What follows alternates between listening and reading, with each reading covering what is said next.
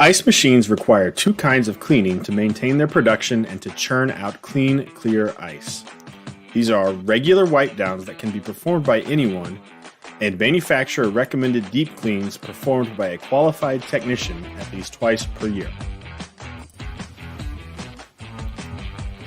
When both regular cleaning and deep cleaning are missed, the ice maker becomes dirty and contaminated. Dirty ice makers are at risk for breakdowns, reduced ice production, unsafe ice, and failed health inspections. All ice-making surfaces and the ice storage bin must be descaled, disinfected, and sanitized during a deep clean at least twice per year. This three-part process is critical. Let's talk about the difference between each step.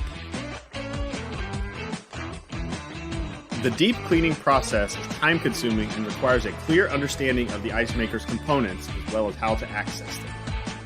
To begin the deep cleaning process, first shut down the ice maker. Next, replace the water filter cartridge. Remove the used filter cartridge, clean and sanitize the filter's housing, and then install a new cartridge.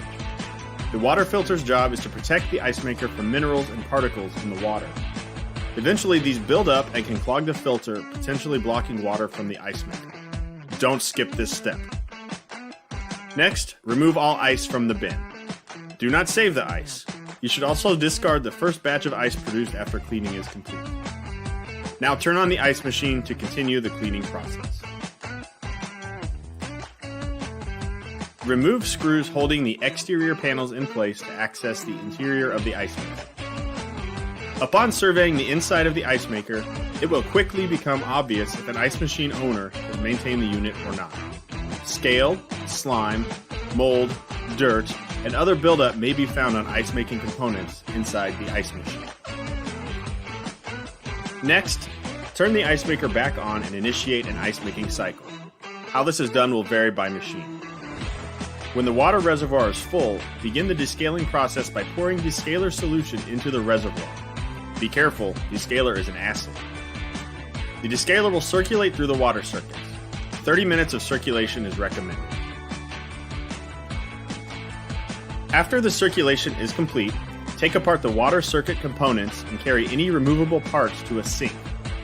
Thoroughly descale all water contact surfaces, including the evaporator, by spraying with a solution of half water and half descaler, scrubbing as necessary to remove buildup, and then thoroughly rinsing. We suggest a triple rinse to ensure no chemical residue is left behind. Once you have gotten rid of all visible limescale, reassemble the water circuit components. You have completed the descaling process. Turn off the ice maker again. Next, prepare your disinfectant and sanitizer. While you're doing that, let's talk about wet contact time. Wet contact time refers to the amount of time that a surface is kept visibly wet with a certain solution. Disinfectant wet contact time is a minimum of 10 minutes during ice maker deep cleans, which means that disinfectant should be applied and reapplied as necessary to keep the surface saturated for 10 minutes. Sanitizer wet contact time is a minimum of 2 minutes, after which it can be left on to dry. Remember these times as you are disinfecting and sanitizing the remainder of the ice maker. Begin disinfecting the other surfaces of the ice maker, including the drop zone, and the ice bin, including baffle and drain. External surfaces and accessories should also be disinfected, including the condenser, ice bin door, ice shovels, and scoop. Disinfect by spraying components with the disinfectant solution. Keep the surfaces wet for a minimum of 10 minutes, then wipe clean, followed by a thorough rinse.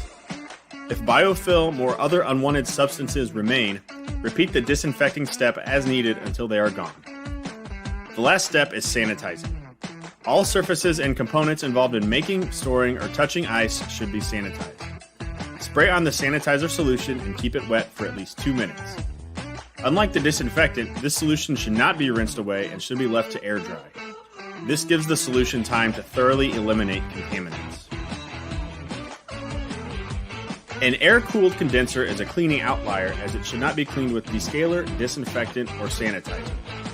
Grease and other airborne particles can build up in these air-cooled condensers. Depending on the environment and what is built up on the condenser, cleaning approaches vary. For grease buildup, clean with a degreaser. For dirt or dust buildup, clean with compressed air or a soft bristled brush. Don't ignore this critical component.